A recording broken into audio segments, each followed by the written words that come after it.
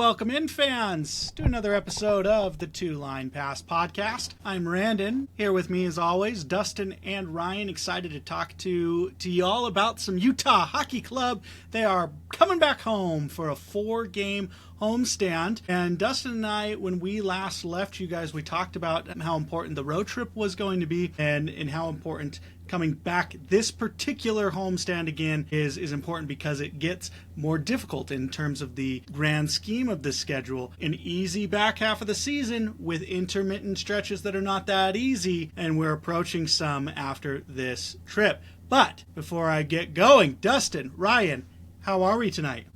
I'm exhausted, but I'm good. I'm ready to talk some hockey. I'm just ready. Tired or not, I'm excited and I'm ready. Have you been out on the open road? Today I was on a road, and I was not on like the vast open road. I was not going far away into like the scary land of Colorado or anything like that. Today is just nice and local around the Salt Lake Valley and up to your neck of the woods, actually, up to Riverdale. But that's as far as I stray on Tuesdays. I just wake up very early. I start at 4:30, so my alarm's going off at 3:40 in the morning, and that's no fun. That doesn't lead to good podcasting at 8 p.m., or at least awake podcasting at 8 p.m. Well, we appreciate your dedication to the cast, though, Dustin. Thanks for being here. Ryan, how are you? How's your energy levels today? I'm doing good. Had the day off, so pretty energized, feeling relaxed. Buffalo won, so they beat down the Bruins. 2 players had hat tricks, and anytime the Bruins get to lose is a good day for me. So it's been good. Excited for the episode tonight. I think we got a lot of good stuff to cover, and I think the fans are going to be thrilled with this one. Well, we do have a lot to get to, a lot to cover, and I hope that they're going to enjoy it as well. So let's turn our sights to the upcoming games, specifically tomorrow night or tonight, depending on the circumstances. We play the Pittsburgh Penguins. Pittsburgh Penguins coming into town, so they're back from that disappointing 1-2 road trip, playing a team that we absolutely stomped in Pittsburgh. It was 6-1, 7-1, I think 6-1. It just absolutely crushed them. And like we talked about last episode, this is a team that is not really playing for much, right? It's going to be a complete fire sale. They're looking to completely retool and change what they want to do as an organization. And so it's a very good option for the Utah Hockey Club to get back on track. Now, we thought the same thing about Ottawa, that this was a team coming off of a back-to-back that we were going to have success against them, and that would right the ship. But this Pittsburgh team is still dangerous, right? We can't overlook anybody. We don't, because we historically lose to teams we shouldn't lose to, so you can't overlook them. But it is going to be a game that is very, very winnable. But if you want to get some tickets, you get to see the old Sidney Crosby, and I do say old Sidney Crosby coming into town, one of the greats to ever lace up the skates. So exciting to see him. But we've also got some new lines coming up for that game against Pittsburgh and beyond. But yeah, this 4-game homestand I think is super important in terms of if there is any chance that we make the playoffs, it has to be this time. We have to learn to win at the Delta Center. We have to. We just have to. Now, Dustin, you were talking about this stretch of games and how it doesn't get any easier after this for the next road stretch. So these 4 games, what have we got? Pittsburgh, Columbus, Philadelphia, and St. Louis. All 4 games are extremely winnable games. Columbus is probably the most difficult of those 4 games, but will the Delta Center curse get us? I'm scared, Dustin. What do you think?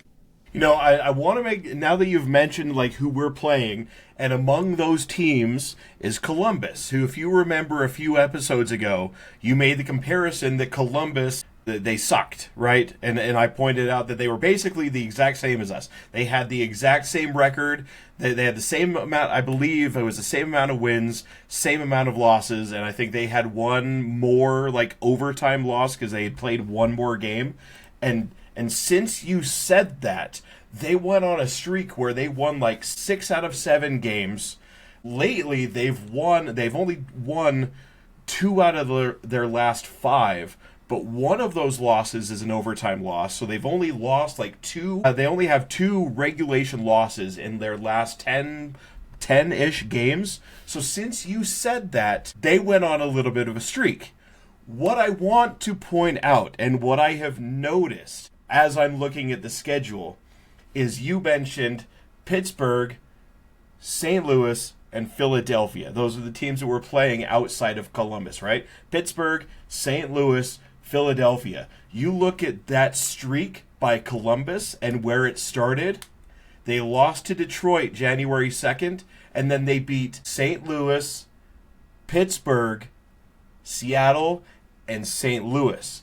3 of the 4 teams that started that streak are 3 of the 4 teams that we are about to play. I mentioned back then that Columbus was Utah, and obviously this means that Utah's about to start a streak of their own because they're starting it with the same teams that Columbus started their streak against.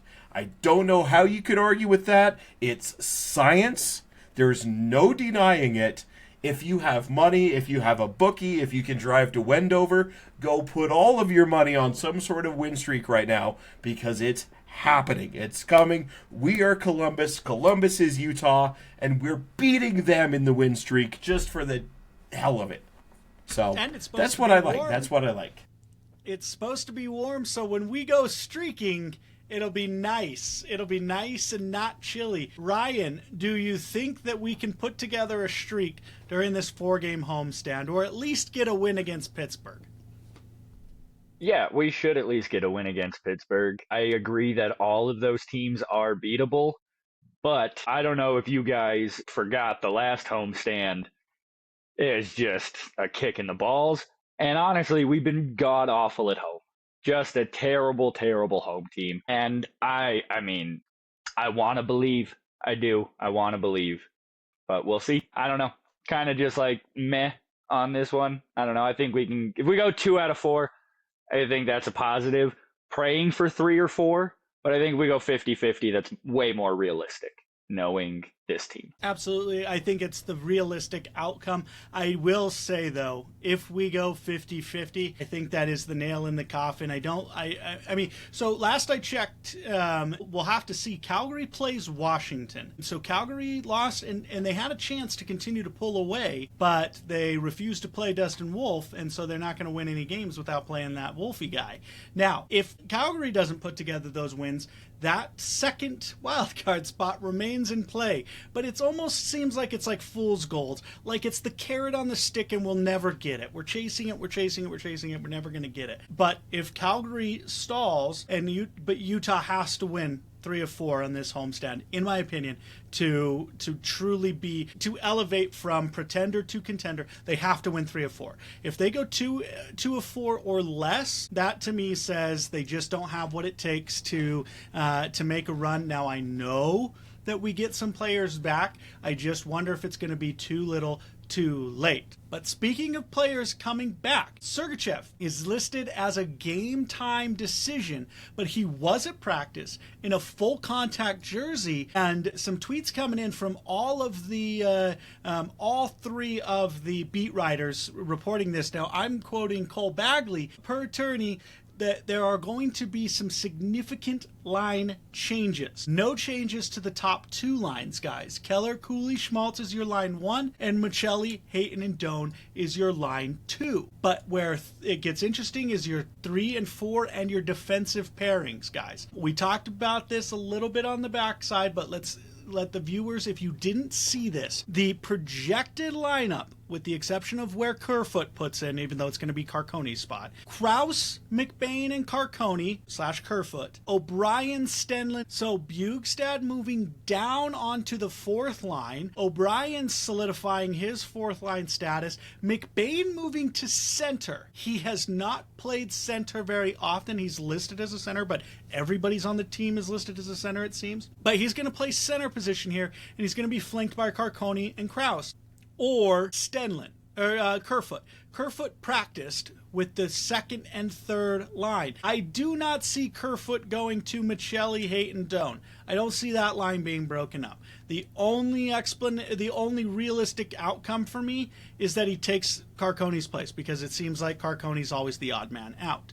I think Kraus should be the odd man out, and I'll tell you why later. But those are your forward lines. So looking at a Kraus, McBain, Kerfoot, and an O'Brien, Stenlin, Bjugstad line, what do you guys think? Is this a way to Kraus and Bjugstad, who have underperformed historically? Is this a way to get them back on it? McBain, since leaving the Gunther line, when he was paired with Cooley and Gunther, he gets 10 goals, and now he's not really anywhere to be seen on the fourth line. What's more important, McBain getting back on it or Kraus Bjugstad getting back on it? What are your guys' thoughts on these forward line changes before we talk about the defensemen? I think that getting McBain back on track is probably more important. Unless the plan is to not re-sign him at the end of the year, then it really doesn't matter what happens with him. I don't know what the front office is thinking. But he's a lot younger than Bjugstad and Kraus. He's a lot more offensively gifted than Bjugstad and Kraus. And from watching the games, I feel like game in and game out, McBain has a more consistent game or a more impact on a game than Kraus and Bjugstad do put together. Sorry, you know what I mean? You finish your checks every fifth shift. Congratulations, Bjugstad. Congratulations. But yeah, I would rather get McBain going again. Just with him being so young, it's probably, he doesn't have as much, experience as Bjugstad and Kraus. But let's be honest, Nick Bjugstad has never really been an offensive player. You know what I mean? He's never been known for being a 40-goal guy or whatever. But I think getting all three of them would be the best option. Get all three of them going again. That would be sick. But the odds of that are probably zero. Nope. No, and I agree. I think it's McBain because he's able to bring it. If you can get him going offensively, he brings it on both sides. He's, I believe, 8th or 9th in the league right now in terms of hits. So he's one of the few clubbers who will actually go out there and hit outside of O'Brien, who's just not on the ice as much.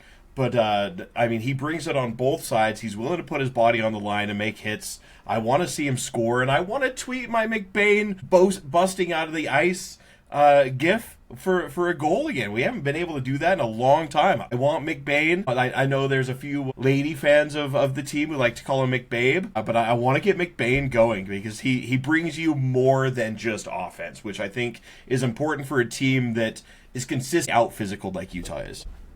Yep, 100%. And I think he is the most important of those three. Ryan, you touched on it. He is the youngest. He's 25.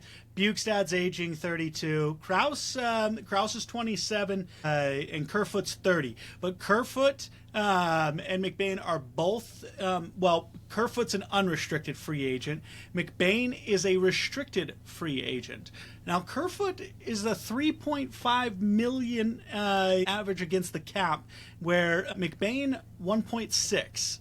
Maybe the Kerfoot practicing with both lines not thing is maybe Kerfoot is a rental. I don't know if Kerfoot, how much he's going to get long term for this team. Is he willing to take a pay cut? I don't know, but McBain is probably going to get a pay raise. And now the question is he going to get a pay raise from Utah or not? So, we'll talk a little more about those trade baits. But to me, I would love to see, which it's never going to happen, I would love to see Kraus sit a game or two. Maybe get his head back on straight, because Kraus has really, really struggled with basically everything lately. In fact, Kraus has the least number of points of any of the forwards on this team that have actually played a sizable amount of games. Obviously, he has more points than your Josh Doan, but Josh Doan has more points per game. He has more points than Carconi, but Carconi has more points per game. Kraus is the most underperforming forward that we have on the team that has played I think he's played all 49 games.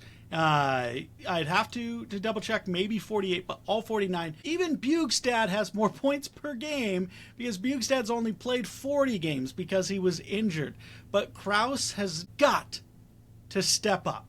because he makes $4.3 million a year plus, and he's not playing like it at all. And unfortunately, we have him for at least 3 more years. And when he's playing like this, it's very difficult to move him because you'd have to look at his past performance, right, to say that this is the guy you're getting. But at 27 years old, I don't know that he necessarily elevates a contender, and I don't think he fits in with the long-term rebuilding plans of many teams. So while McBain may be the better, maybe it is more important long-term to get Krause righted because we've got him for 3 more years. It might also be time to say, Spicy Tuna, you got to step up and bring a little more than just energy.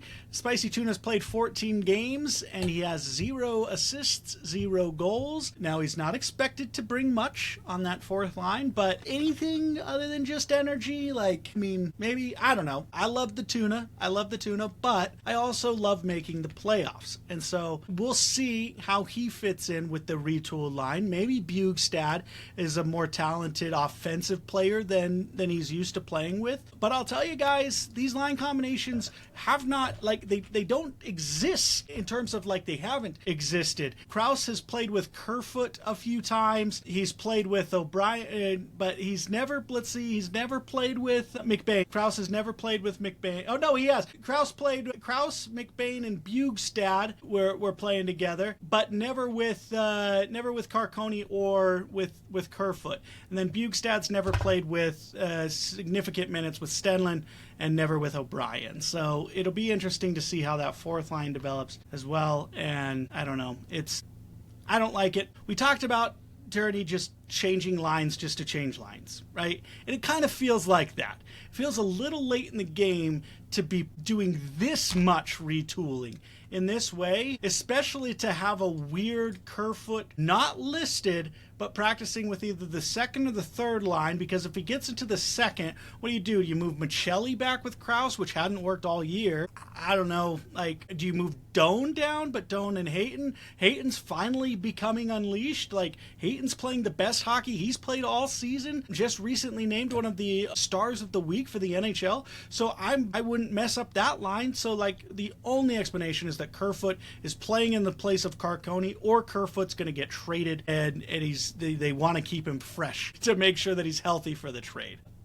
We'll see what these lines are. Now, moving to the defensemen, Sergachev and Marino were the first pairing. Let's assume, for argument's sake, guys, that Sergachev will be playing against Pittsburgh. He's listed as day-to-day, or a game-time. It was still day-to-day, but a game-time decision against Pittsburgh. Let's assume he's playing. So you've got Sergachev, Marino, Mata de Simone, Cole, and Kesselring.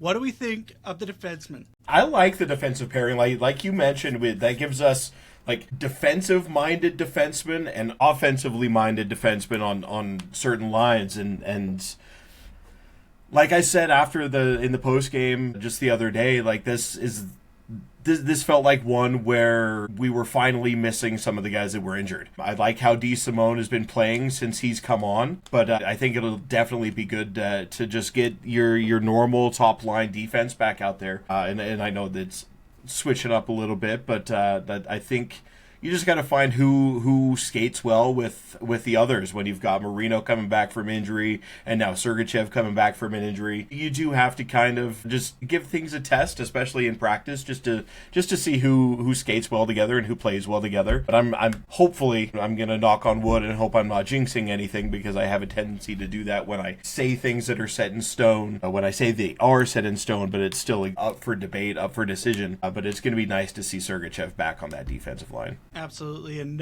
Ryan, I think maybe at the beginning of the season, if Marino was healthy, I think we were discussing whether or not it would be Sergachev and Durzi or Sergachev and Marino as your top pairing defenseman. Now we'll get to see Sergachev and Marino both. I mean, Marino's been back for a few days, obviously. Sergachev just coming off injury. So now if they can both play at the same pace and be 100%, Sergachev will say that he's at least 90. Marino getting after being off for so long. But do you like that top pairing? Do you like the combination of an offensive defensive defenseman? Or would you like to see some pure shutdown defenseman, maybe a Marino Mata pairing?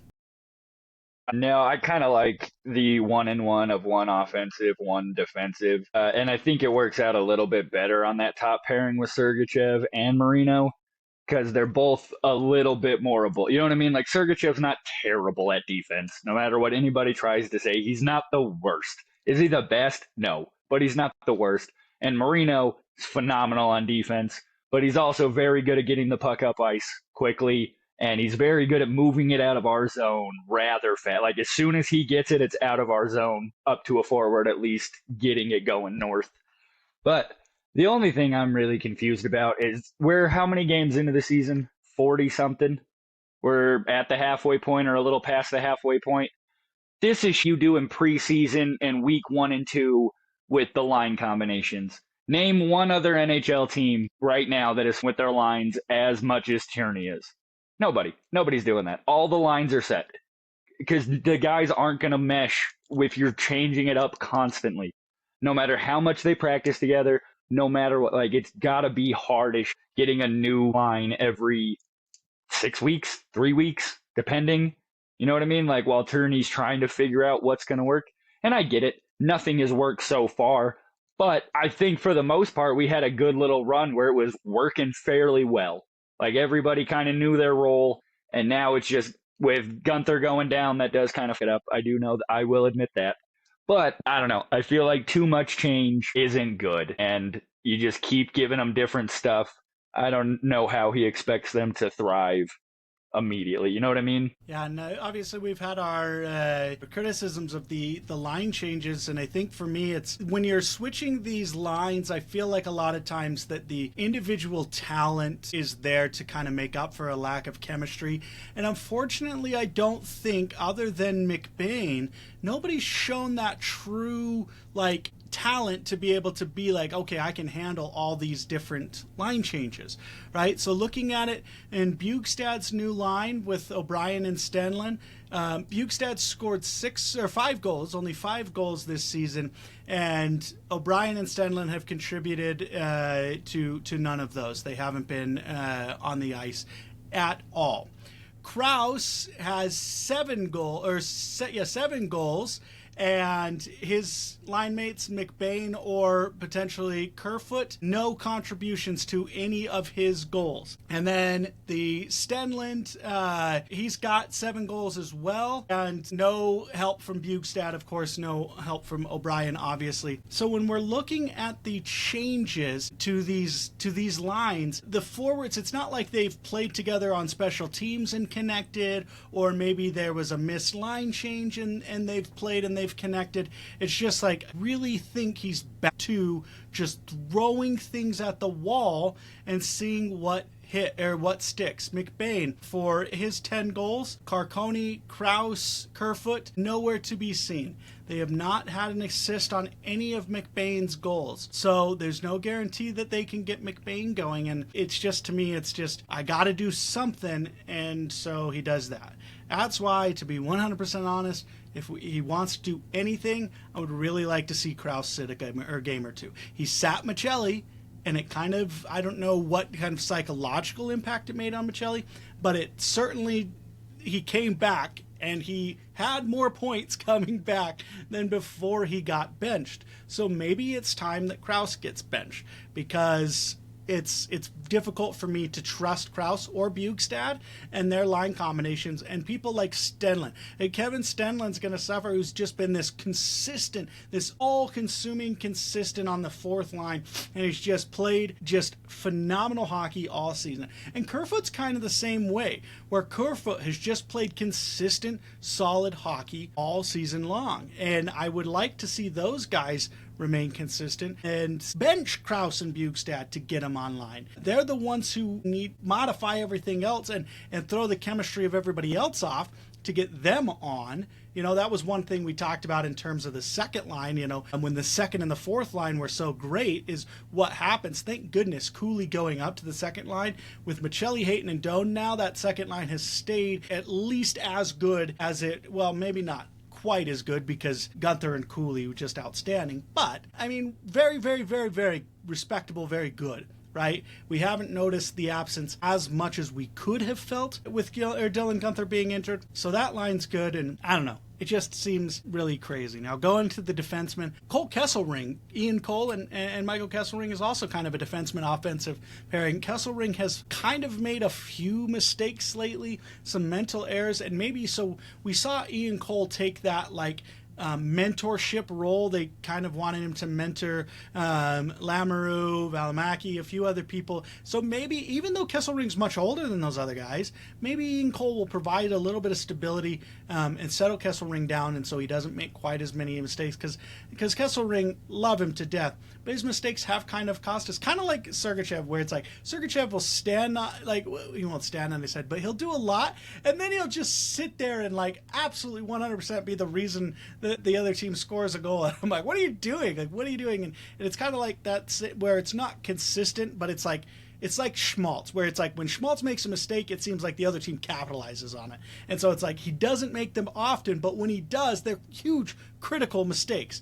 And that's kind of like Kesselring, and I'm hoping that this kind of change will take some of the pressure off of him on the third pairing, a little less minutes. I know he's hungry for those minutes, but hopefully this will allow him to just settle down into a rhythm and play his game. And I'm hoping the defense, at least, is very strong, because these forwards, I am worried that it's all hell's going to break loose. Or hopefully, at worst, nothing happens and the third and fourth lines are non-factors and our first two lines are good enough to advance the day. But I'm gonna be there against Pittsburgh, so they better win.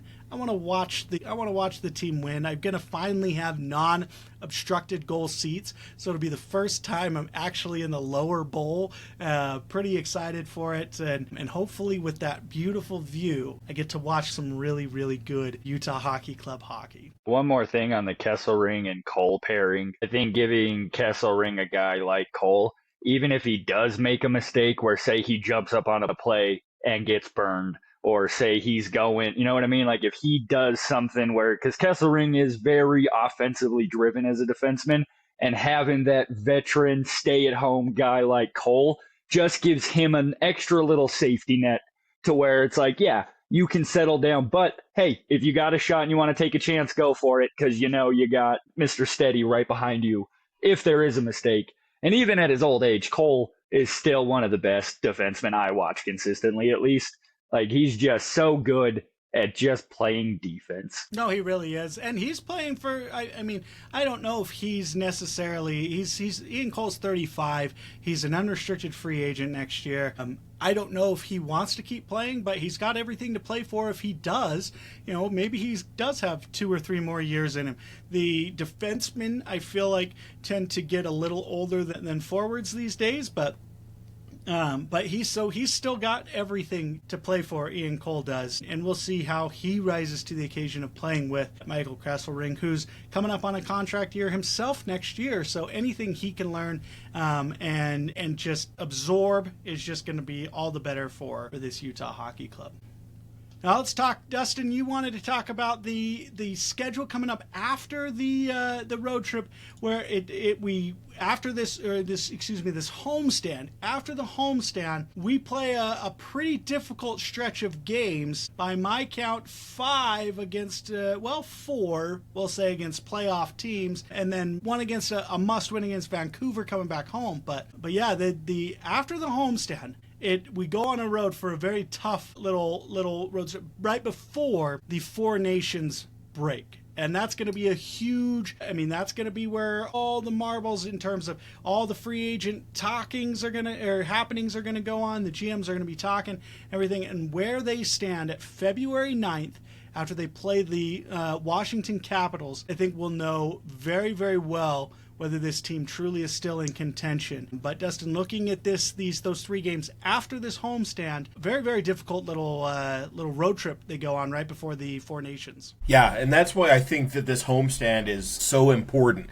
because you have to get some points here to start closing that gap on Calgary for that second wild card spot, because you go on the road and you're playing against Columbus, Columbus, who we've already talked about, they were us, but they've gone on a nice little winning streak. And then you've got Carolina and Washington, who are the top two teams in the Metropolitan Division. You've got Los Angeles, who's a really good team. Before you come home against a team against Vancouver, who you're battling for that second wild card spot, they're right there neck and neck with Utah right now. Those are games that you have to those road games are going to be extremely hard to win, and leading into a game against Vancouver, who that's almost a must win at this point of the season.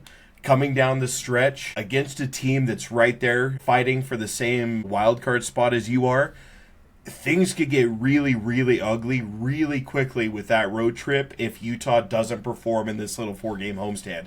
So that's what I wanted to lean into, is that winning right here is almost life or death in terms of a postseason appearance. Because if you fall, we're already 6 points behind Calgary right now. If you fall 8, 10, 12 points back before you go on that road trip, you're going to create a distance that's going to become too large to overcome down the stretch. It is incredibly, I can't stress it enough how important these home games are. Like Ryan said earlier, he could see us going 2-2. The only way I'm accepting a 2-2 result is if that's 2 wins and 2 overtime or shootout losses, and we get 6 of the possible 8 points. If we go 2-2 and those are regulation losses, when we only get 4 out of those possible 8 points, that's borderline catastrophe right there. Yep, absolutely. Just remember, we talked about when we're going on the road and about playing against Minnesota, Winnipeg, and Ottawa. The common theme between those three, all 3 of them were playoff teams. Right now, Columbus is tied for their second wild card spot in the East. Carolina, Washington, LA are all in the playoffs. They're all in the playoffs. So if you want to say we can hang with the big boys, we can be a playoff team, you got to show it and you got to beat those teams. You just have to. And it's funny that, so looking at the standings, I just read an article and I forget who the author was, but basically it was talking about how the St. Louis Blues have proved that they are not a contender for the wild card spot in the West, that they are pretenders and that they're out. They should be out. Well, what we know is that St. Louis is actually above Utah right now in the standings. Now, St. Louis has 2 more games played, but it's funny, as I'm reading this, I'm reading it as if it's written like Utah. And is that Utah? Is this chase for the second wild card spot a hoax, fool's gold type things? And this homestand and the road trip we go on before the Four Nations tournament starts, I think is going to be the definitive point in the season where we say, yes, we are a playoff team and we can, even if we're not in the wild card spot, we can make a run at it. Or no, this is not the team that's going to do it. And then the reason that's important is because February 9th, before that 2-week break for the Four Nations, that's where you're going to start to see a lot of moves that haven't happened yet, which, let's be honest, that Rantanen, Martinikas move, that was a huge move for there being a month and a half left before the trade deadline in March. That was a massive, major shockwave, huge trade that didn't necessarily need to happen right there. But those types of big trades are going to happen right before the deadline, the end of February, early March. And what's going to be the definitive, I kind of alluded to it, is that Four Nations break. That's when GMs are going to be talking to each other and saying, okay, who's selling, who's buying?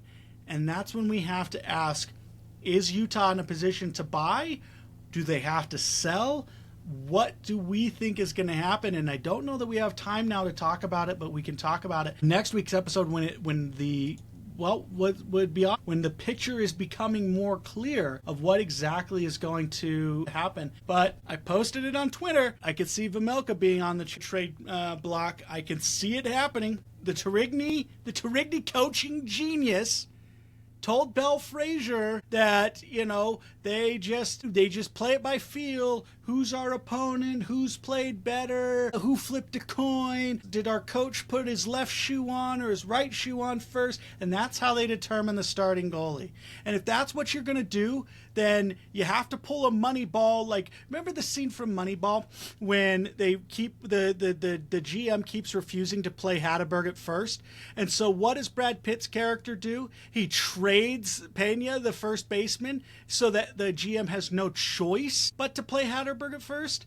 Like, I can see that being something. He's like, pick a goalie. And if you won't pick a starting goalie, I'll trade one and force you to do so. Will GM Bill Armstrong do that? I doubt it, because he picked Tourigny, and I think he has confidence in Tourigny. He's gonna defer to him. But if you're gonna trade somebody, who has the most value on this team that's a legitimate trade person right now, it has to be Karel Vejmelka, who's at the top of his stock, who's playing the best hockey he's played in years, and his stock could not be higher right now for a guy who's on the last year of his contract with Utah. If Utah's going to be a seller, I think it's going to be Karel Vejmelka. I hate it. I don't want it to be, but he's the realistic choice for who can make another team better.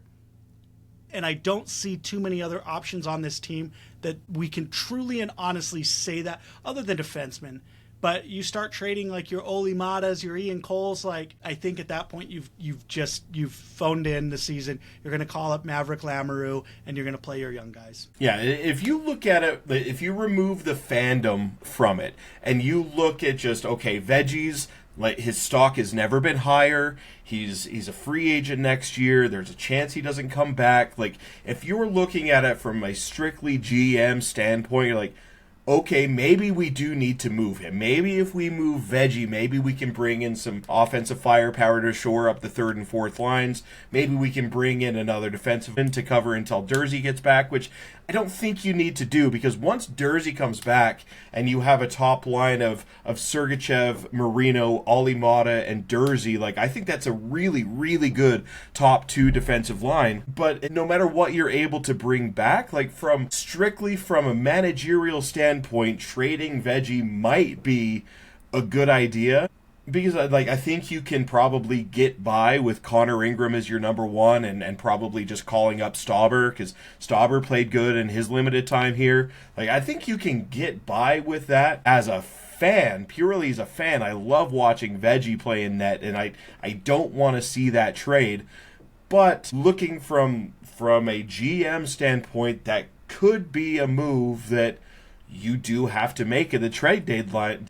That's something that during the Four Nations games, and during that break, they're going to have to talk with Karel Vejmelka and say, like, how badly do you want to come back? What type of number are you going to want from us?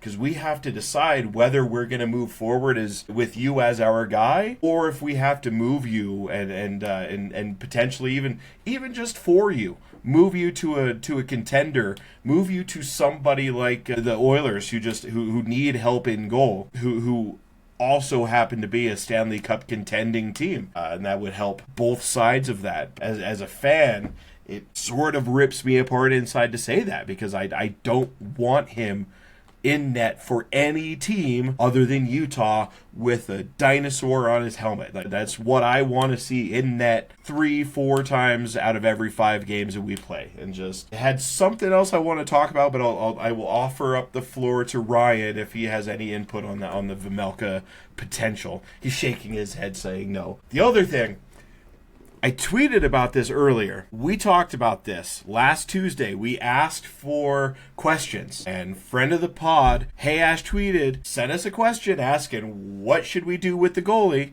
and we all talked about it. We all agreed it should have been Veggie who's number one, but I said, and I think you two agreed, that you can't flip-flop. You can't just, we're going to go with a hot hand. We're going to go with this. We're going to go with that. You mentioned Belle Frazier, the exact quote that she got from Karel Vejmelka, head coach Tourigny, and I've got it right on my phone, right in front of me. There's no rotation. We go one game at a time. who we think is the right guy for tonight. It can be opponent, recent performance, communication with our goalie coach, related to past performance against certain teams. That is almost word for word exactly what we said you can't bleeping do in this situation. Because if you're going with, oh, this guy's going to be the hot hand, we're gonna roll with the hot hand, you're going to put too much pressure on both of these men to perform. And then what happens? Let's say Vejmelka goes out there and he gives up 1 goal against Pittsburgh, and he gives up 1 goal against Columbus, and then he gives up 1 goal against St. Louis, and then let's say, okay, let's put Ingram in net against Philadelphia, because that's in 2 games, that's too much for Vejmelka. Let's put Ingram in there. Let's say Ingram goes out there and he gets his first shutout of the season against Philadelphia. What are you going to do? Are you going to stick with Ingram because shutout? And then tell Vejmelka, hey, sorry you're giving up an average of 1 goal per game during this homestand, but Ingram pitched a shutout, so we're gonna run with him. Like, you're putting too much pressure and then no answers if they're both performing. Like, this is the one thing we said he couldn't do in this situation, and it is exactly word for word what he's doing, and it's driving me nuts. You can't handle rotations like this. Nobody does it. No sport does this where you're like, oh, we're just gonna roll with a hot hand. It's asinine. It's making me angry. The only thing I didn't want to see in this situation is exactly what we're gonna see, and I'm pissed. I'm livid. He saw us say that we were the puppet masters and insert the Michael Jordan meme, and he took that personally. And so he's going to do it just to make us look bad. He took it personally. Ryan, what do you think? So the only thing, I mean, you guys are 100% right on everything. I only would say don't trade him to Edmonton. I don't give a fuck what goaltender needs they have. I want the Oilers to perish and burn via they're in the Western Conference against us. Send him to Carolina. They need a goalie. I would be happy if Vejmelka went to Carolina. They're already willing to wheel and deal. You know what I mean? They got themselves a Randon. They got a Randon problem. But send him over there. He's in the Eastern Conference. We don't have to worry about being sad when he comes into town and if he beats us, blah, blah, blah, blah, blah. That would be my only thing to add on to that. Yeah, it's really just don't trade him in. I don't like when teams trade interconference, let alone interdivision. I don't know, are the Oilers in our division? No? Okay, still, interconference, not a big fan of it because you just got to play them anyways. And why would you want to help a team that you're eventually going to have to play if you want to be in the playoffs? Yeah, I don't hate the I don't hate the trade him to Carolina. Just trying to see who we get back. Maybe a veggie for Seth Jarvis. Who says no? Did Carolina Hurricanes say no? Are you out of your? Maybe they got throw in Schmaltz and they might think about it. No, they got to clear cap space to re-sign Mikko. So why don't they give us somebody like maybe like a William Carrier? Maybe. I like him. Left-handed shot, 9 points through 40 games. Boy, can you imagine if we had a forward with 9 points through 40 games? Looking at you, Lawson. Now, it's going to be exciting to see, Tourigny, just kind of don't do all the things you're doing, right? I want you to cook, right? I'm going to let you cook, but I don't trust you as a chef, right? I don't trust you. He's burning the toast. He's burning the toast. He is that scene from The Simpsons where Homer keeps burning everything, and then he pours cereal into a bowl and milk into a bowl, and that goes up in flames. Like, no matter what this man tries to cook, it's going up in flames. I have no doubts that he is the players maybe like him. Maybe he's a personable guy.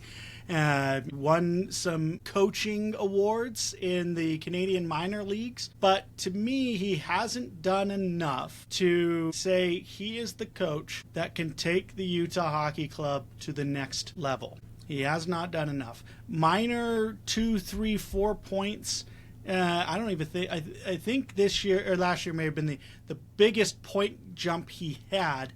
And there's concerns that, well, he hasn't had a good enough team around him to do it. But I just don't know that he's developed the players in the right way. But when we talk about our rebuild, we're going to have at least I will do a rant among rants about where this team is in the rebuild, why this team's rebuild is complicated, because I don't know how it gets better with offseason acquisitions, and it's going to be costly. It's going to be costly to keep things together, and we're going to have to talk about that. We have a lot of cap space now, but when you give Cooley $8-9 million a year, that cap space starts to dwindle. When you've got to re-sign Josh Doan for $4 or $5 a year, that cap space starts to dwindle. When you've got to replace 4 of 6 starting defensemen, that cap space starts to dwindle. And so, we'll see where we are in this rebuild. We'll see where we are. But Andre, get your team up to play in their home arena. Can we please do that? Can we win in front of a crowd for once? Let's win in front of the Delta Center. Ryan, do you have any closing thoughts before we go? No closing thoughts, really.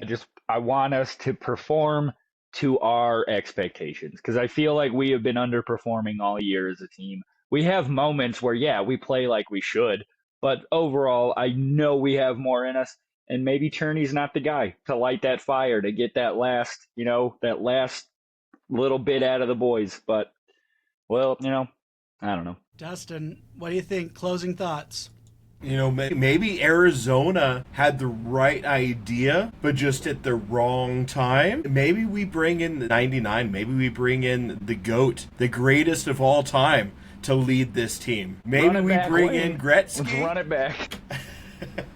Come back. It wasn't the right fit when they were in Arizona. In Utah, that's the right fit. He's got the talent. He's got the playmaking ability. He knows the game inside and out more than anybody. Bring him to Salt Lake. Bring the king to Salt Lake, and you're going to sell at every game. We're going to make the playoffs. That's the push. I want to see it. Let's make the move. It would be nothing but a marketing gimmick, and I would call it that, and then I would say just relocate us back to Arizona. Just send us back to Arizona. Please don't bring the great one. Bring him to just come see the sights, Bring him to come. It's been quite a few years since he's been into a Utah hockey-related thing, at least to my knowledge. He did a press conference right when they signed with the Coyotes, because the Utah Grizzlies were the affiliate of the Coyotes. So he came and did a press conference for like 2 hours. Have him come, sign some autographs, but that's it. Bring in Tampa Bay's coach.